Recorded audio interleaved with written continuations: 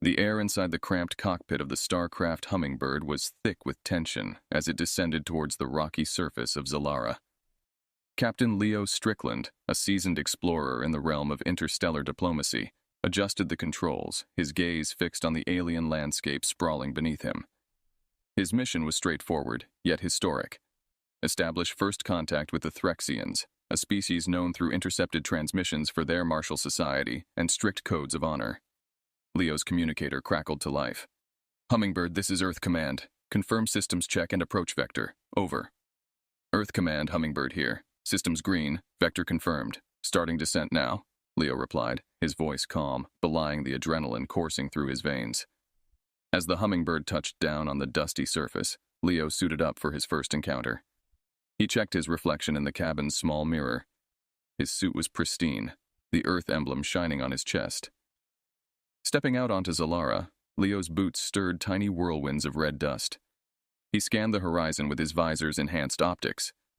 Not far from the landing site, a group of Threxian warriors approached, their armor clanking softly with each disciplined step. Leo switched on his translator. Greetings, I am Captain Leo Strickland of the United Earth Government. I come in peace and hope to foster friendship between our peoples. The lead Threxian, a towering figure with iridescent scales, stopped a few meters away. His deep voice resonated through the translator. I am Commander Vral of the Threxian High Guard. Your arrival was foreseen. You speak of peace, yet you enter our world uninvited. Leo's heart raced. Diplomacy was a delicate dance, especially when the partner could easily misinterpret steps. Commander Vral, my apologies if my arrival seemed presumptuous. We wish only to learn from each other and share in the galactic community's benefits. Vral's eyes narrowed, assessing Leo's posture and tone. Your words carry weight, human. We shall see if they hold truth. Follow me to the council grounds. The elders will decide your fate. As they walked through the rugged terrain, Leo tried to ease the tension. Your world is beautiful, Commander. The landscapes are unlike anything on Earth. Vral looked at Leo, a hint of surprise in his expression. You find beauty in this barren land? Interesting. Few can appreciate the harshness that forges the Threxian spirit. Leo smiled. Perhaps, but it's the challenges that shape a species' character, isn't it? Earth has its own beauties and its beasts. Vral grunted, which Leo took as a sign to continue. As they approached a massive structure carved directly into a mountain, Leo was struck by the architectural marvel. This is impressive. Did your people build it? Yes, Vral replied, his tone carrying a trace of pride. It was carved by the first Threxian warriors as a testament to our enduring spirit. You will meet the elders here. Speak true, Leo Strickland. The elders value honesty above all. Inside the council grounds, Leo was ushered into a vast chamber where several aged Threxians sat in a semicircle. The air was cool, the atmosphere heavy with the scent of exotic spices. Vral announced Leo's presence, and an intense scrutiny followed. An elder stepped forward, his voice echoing off the stone walls. Human, your journey here is bold. Why do you seek us out? Leo took a deep breath, choosing his words carefully. Honored elders, I come on behalf of humanity to extend a hand of friendship. We seek to learn and grow, not just as a planet, but as part of the larger cosmos. Your wisdom and strength are renowned. We hope to share knowledge and live in harmony. The chamber fell silent. Leo could feel every gaze upon him, their judgments yet unspoken. He knew that these first moments would shape the future of human and Threxian relations for generations to come. Back on Earth, the Global Defense Council convened an emergency session, the gravity of Leo's mission pressing on every decision made. Admiral Catherine Ellis, a decorated veteran and head of the United Earth Space Command, stood before the assembly, outlining the stakes. Members of the Council, Captain Strickland has successfully landed on Zalara and is currently meeting with the Threxian High Council, Admiral Ellis began, her tone somber yet assertive. This is a pivotal moment, not just for our diplomatic corps, but for all of humanity. Our response and readiness must be calibrated carefully. Across the table, General Marcus Thane, known for his strategic mind in military operations, adjusted his uniform before speaking. Catherine, while I understand the need for diplomacy, we must also prepare for less favorable outcomes. The Threxians are a warrior race. Their respect must be earned, potentially through strength. Admiral Ellis nodded. Agreed, Marcus. I propose we prepare a contingent of our elite peacekeepers. They will not engage unless our hand is forced.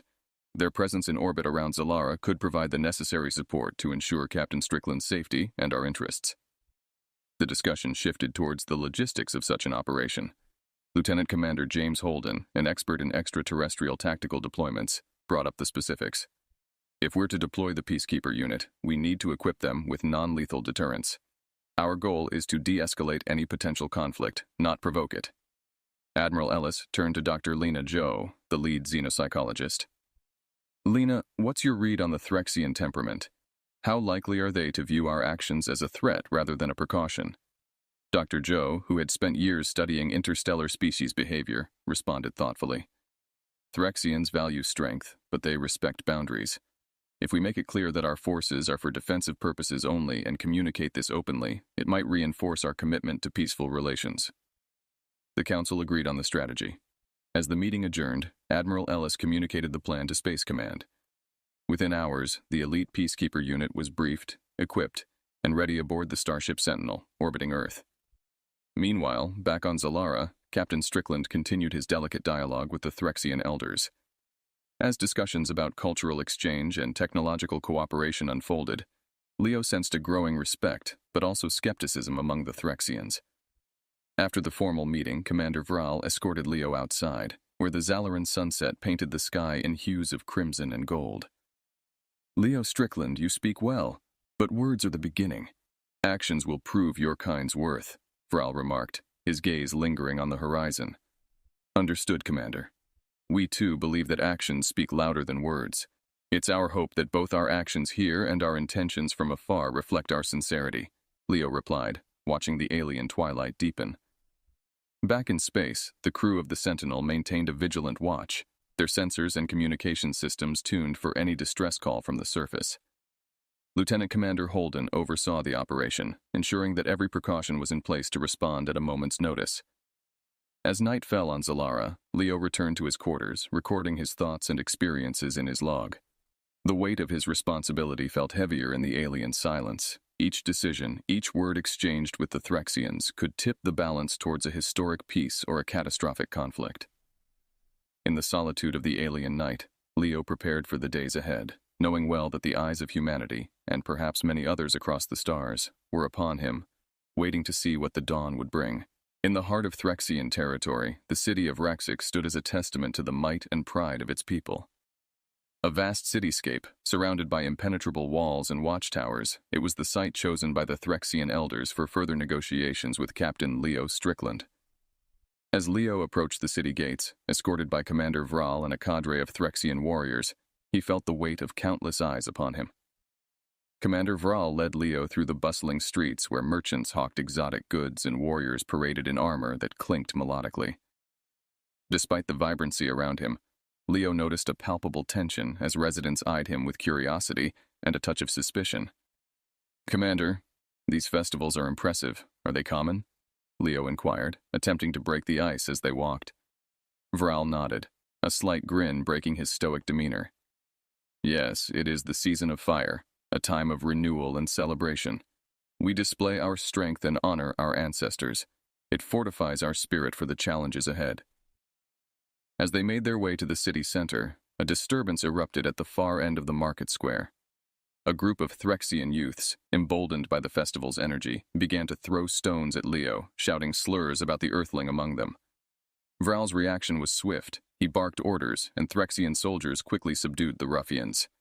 This is unusual, Captain. I apologize. The young ones are fiery but unwise, Vral commented, ensuring Leo was unharmed. Leo brushed off his suit, maintaining his composure. It's all right, Commander. Such is the path of diplomacy, rocky and unpredictable.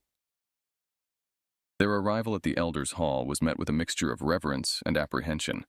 The hall was a grand structure, lined with statues of legendary warriors and leaders.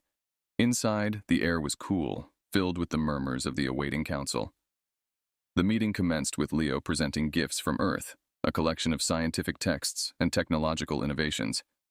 His speech emphasized shared goals, peace, prosperity, and mutual respect.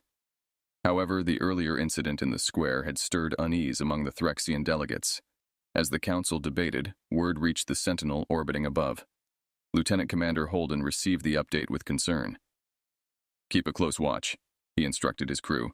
Prepare for immediate evacuation procedures. We can't take any chances. The debate within the hall grew heated. Elder Marnax, a respected figure, finally stood, his voice commanding silence. We have witnessed the Earthlings' words and seen their gifts. Now, we must deliberate their worth. Captain Strickland, you and your escort will retire for the evening. We will summon you with our decision. That night, as Leo rested in the quarters provided to him, the city of Raksik was anything but peaceful.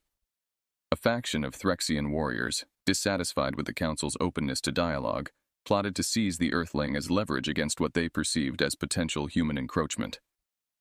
In the pre-dawn hours, alarms blared. Leo was abruptly awakened by Commander Vral. Captain, we must leave now. Dissenters have breached the hall. As they hurried through the labyrinthine streets, a loud explosion rocked the northern wall. The city was under siege from its own people, and in the chaos, Leo and Vral had to depend on each other to survive. The situation escalated quickly. Back on the Sentinel, Holden watched the chaos unfold through surveillance feeds. Initiate rescue protocol, he commanded as dropships descended towards the coordinates where Leo and Vral were last seen. The mission had shifted dramatically, from diplomatic envoy to extraction operation under fire. After a harrowing escape from the siege of Raksik, Leo and Commander Vral found themselves in the custody of the Threxian Central Authority. The atmosphere was tense as they were transported to the capital's High Tribunal, a massive, fortress-like structure where the most significant legal battles were contested. Inside the tribunal, Leo was separated from Vral and placed in a holding cell. The cold, stone walls did little to comfort him as he awaited his fate. He knew that the upcoming trial was about more than just his actions. It was about humanity's place in the galactic community. The trial began with the tribunal hall filled to its ancient, ornate rafters with spectators.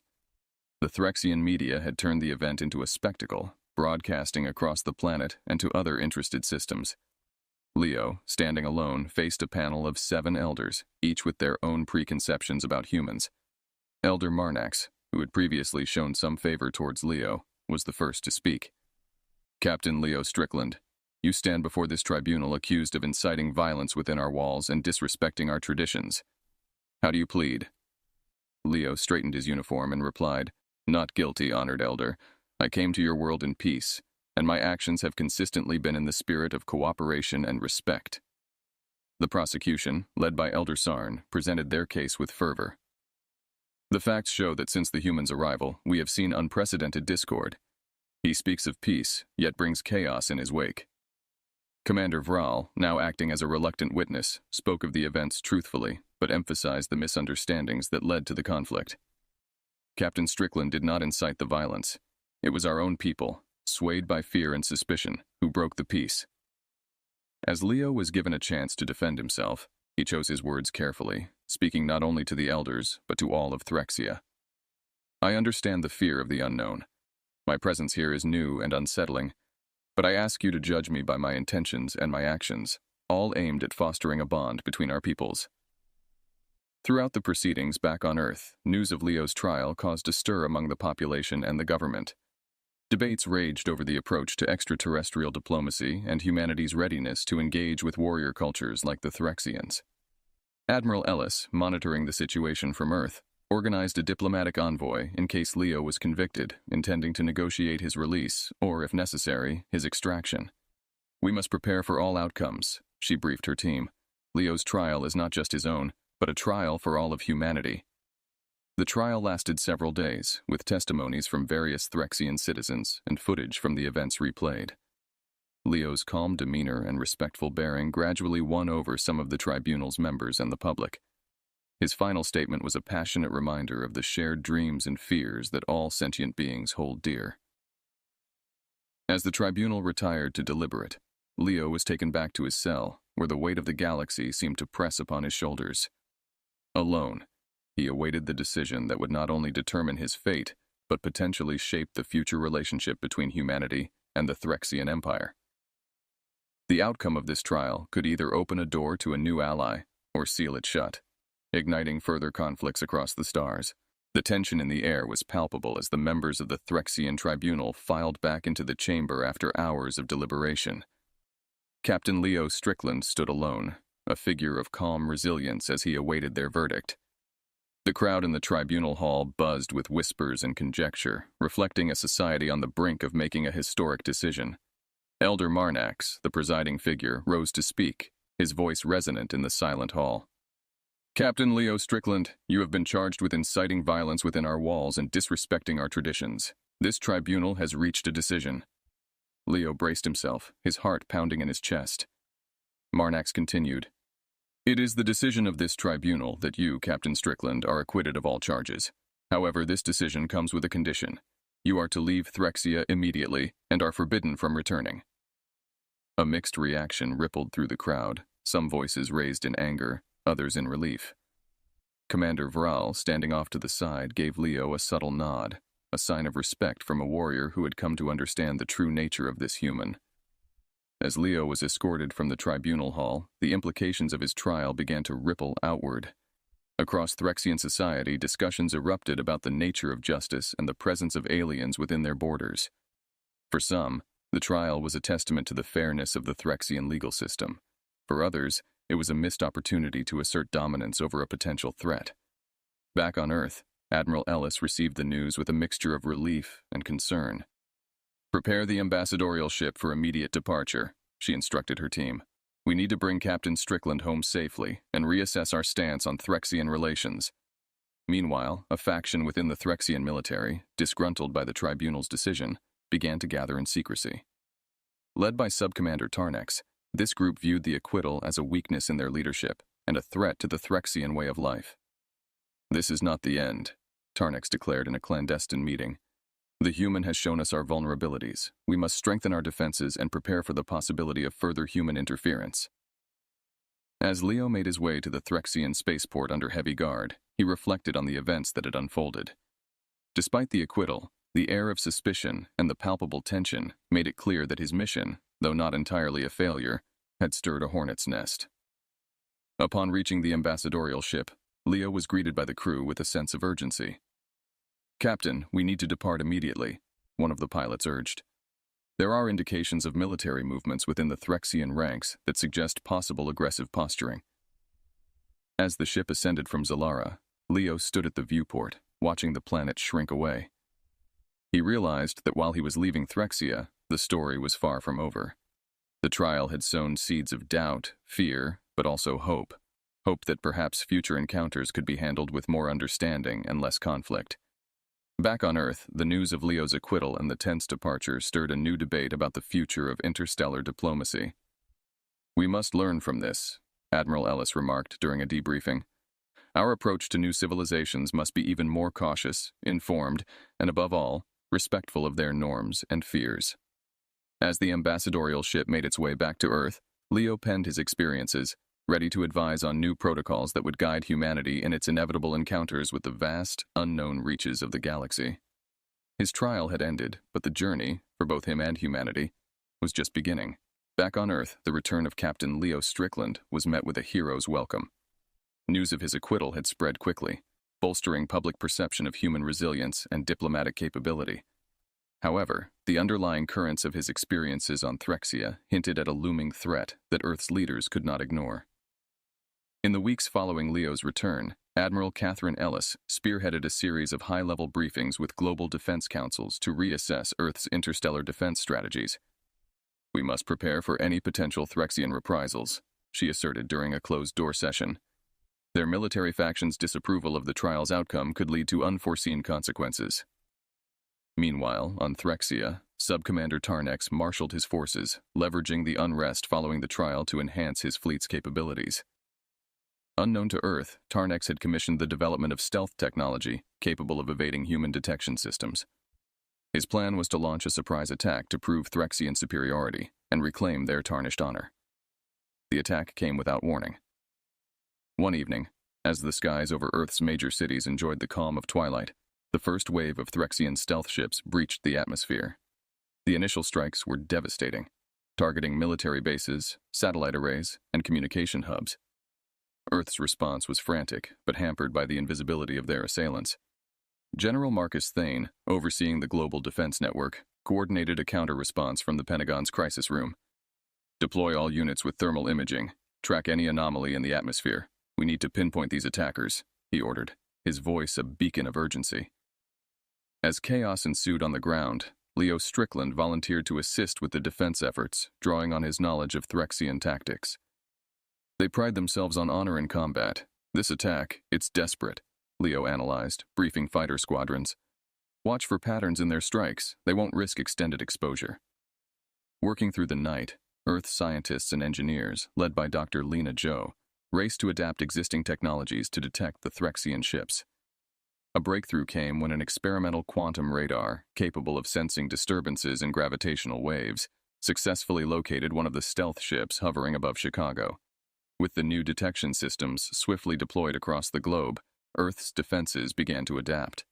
Fighter jets equipped with quantum radars took to the skies, engaging the Threxian invaders in fierce aerial battles. Each encounter displayed the courage and adaptability of Earth's pilots, slowly turning the tide as they downed several enemy ships. Meanwhile, Admiral Ellis communicated with allied nations to form a unified front. This is not just an attack on the United States, it's an assault on Earth. We stand together or fall divided, she declared in an international defense summit. Amidst the turmoil, Leo found himself in the Air Command Center, coordinating strikes and rescues. His diplomatic mission had transformed into a battle for survival. As he directed a squadron to intercept a group of Threxian ships near Paris, his commitment to protecting Earth reinforced the resolve of all those fighting. As dawn broke, the initial shock of the Threxian attack had morphed into a resolute determination across Earth's communities. The people of Earth, united by a common threat, supported their defenders with a surge of solidarity. The battle was far from over, but Earth had survived the night, proving that humanity would not succumb quietly to the shadows of war. The global response to the Threxian stealth attack had initially been one of disarray and panic, but humanity's resilience soon marshaled a more organized and strategic defense. Under the leadership of Admiral Catherine Ellis and General Marcus Thane, Earth's military forces began adapting their tactics to the unique challenges posed by Threxian technology. In a high-stakes meeting at the United Nations, Leo Strickland shared his insights with world leaders and military strategists. The Threxians are proud, but not infallible, Leo emphasized. Their stealth technology gives them an initial advantage, but it has weaknesses. We can exploit their arrogance. Dr. Lena Joe, having made significant advances with the quantum radar technology, proposed a new strategy. We've modified our drones to carry this technology. These can act as mobile detection units, scanning for disruptions caused by Threxian ships. Once identified, our forces can target them with precision. The new strategy was immediately put into action. Drones were dispatched in waves across major cities and strategic military locations, creating a network of surveillance that slowly began to unveil the hidden Threxian fleet. This network provided real-time data, allowing Earth's air forces to strike with deadly accuracy. General Thane coordinated a series of counterattacks, targeting the now visible Threxian ships. "This is Operation Nightfall," he declared. "We turn their advantage into their downfall. For every city they've tried to hide above, we will light the sky with their defeat." As the operation gained momentum, Leo joined a special task force designed to handle ground incursions. Armed with the latest in armored exoskeletons, Leo and his team moved through the ruins of a devastated San Francisco, hunting Threxian ground forces that had landed in the chaos of the initial assault. During one such encounter, Leo's unit was ambushed by a Threxian squad. Utilizing hand-to-hand combat techniques he had observed during his time on Threxia, Leo managed to turn the skirmish in his favor, capturing a Threxian commander. Through this prisoner, Earth forces learned valuable intelligence about the locations of other Threxian units and their command structure. Meanwhile, back in space, Admiral Ellis oversaw the deployment of Earth's newly outfitted Starfleet, equipped with quantum detection arrays. As Threxian ships attempted to regroup for another strike, they were met with a barrage of missiles, their locations betrayed by the technology they had underestimated. The battles raged on both land and sky, but the tide was indeed turning. Earth's forces, unified and innovative, began reclaiming their cities and pushing back the alien invaders. The Threxians, realizing their stealth advantage was lost, started to retreat, their morale broken by the relentless and unexpected resilience of human ingenuity. In the aftermath of what would later be known as the Battle of the Eclipse, Earth's citizens and soldiers celebrated their hard-fought victory. Amidst the celebrations, Leo, though wearied by battle, felt a surge of pride in humanity's ability to adapt and overcome. However, he knew that this victory, while significant, might only be the beginning of a longer conflict. As Earth began to rebuild, strategies were put in place to prevent future surprises. Leo advocated for a permanent space-based detection system, dubbed the Sentinel Array, to monitor for any future Threxian movements. This initiative, coupled with ongoing diplomatic efforts to understand and potentially reconcile with Threxia, marked a new era of defense and diplomacy for Earth. As the dust settled from the fierce conflicts of the Battle of the Eclipse, Earth began to repair the deep scars left by the Threxian attacks. Cities were rebuilt, families reunited, and a somber reflection on the cost of victory permeated the global consciousness. Yet, amid the reconstruction, a profound sense of unity and strength emerged, propelling humanity into a new era of interstellar vigilance and cooperation. Captain Leo Strickland, now regarded as a pivotal figure in Earth's defense and a symbol of human valor, was summoned to Threxia as part of a peace delegation. The Threxians, humbled by their defeat and the revelation of their vulnerabilities, had extended an offer for peace talks, hoping to avert further bloodshed and perhaps forge a new understanding with humanity.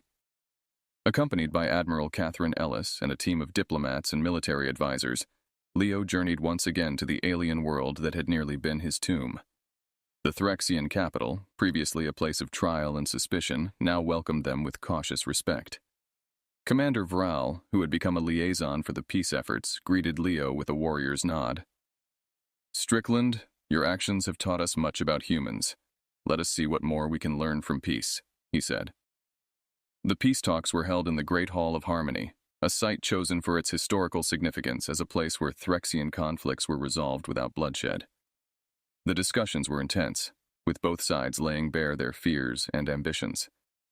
Leo spoke not only of security, but of potential collaborations in technology and space exploration that could benefit both races. As the negotiations continued, a treaty began to take shape. The Treaty of Galactic Resilience outlined terms for a mutual non-aggression pact, the establishment of a trade and cultural exchange program, and the creation of a joint exploratory task force to venture into uncharted territories of the galaxy. Back on Earth, the news of the treaty was met with overwhelming approval. Celebrations erupted across the world, not only for the promise of peace, but for the future prospects of humanity among the stars. Schools taught the story of the Battle of the Eclipse and the subsequent peace as a turning point in human history. In the months following the treaty, Leo led the first joint task force aboard the starship Unity.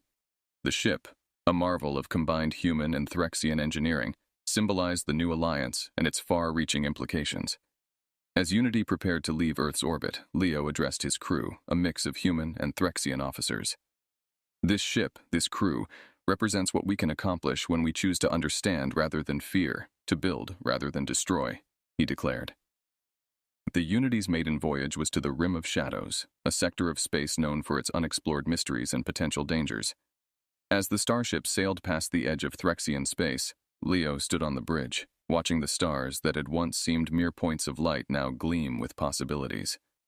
The journey was not without its challenges, but with each difficulty, the crew of Unity demonstrated the strength of their combined capabilities. They encountered new species, brokered peace with distant civilizations, and charted star systems that had once been mere names in the Galactic Atlas. As Leo documented their adventures, his logs served not only as a record of their journey, but as a beacon for future generations.